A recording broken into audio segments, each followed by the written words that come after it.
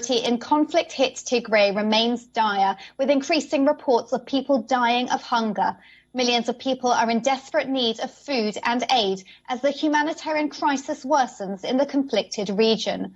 Voice of America brings you this next report. Take a look.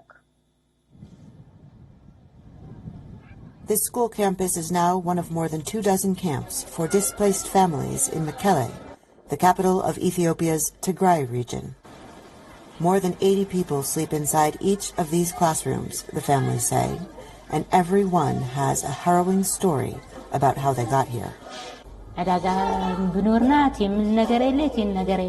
was at the market on a Saturday when suddenly tanks pulled in and the war began. I ran to my house and my sister was making coffee. I told her we had to run. We saw houses burning and heard bombs. The World Food Programme says 5.2 million people in Tigray, more than 90% of the region's population, need emergency food aid. But here in Mekelle, where aid is available, people go hungry. By mid-afternoon in this camp, many families say they haven't eaten anything yet, and that this is not unusual. Local leaders of the displaced families say residents here are short of almost everything. We are facing a lot of difficulties. We don't have enough food, shelter, sleeping materials, and clothing. Before the war, we fed our children 3 times a day, but now we cannot. The conflict in the Tigray region began in November last year, when Ethiopian government troops were sent to the region to crush the forces of the Tigray People's Liberation Front. Now, roughly 2 million people have been forced from their homes. Thousands have been killed.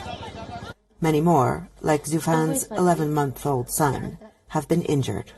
Zufan says her son's arm was injured as she fled, and it took her months to reach Mekelle for treatment. I went to the doctor yesterday. He said, "Where were you? He needed an operation, but now you are too late." There are children at the camp without their parents, and parents who lost their children in the chaos, Zufan says. And while her son may never have full use of his arm again, there are so many other mothers whose children are dead.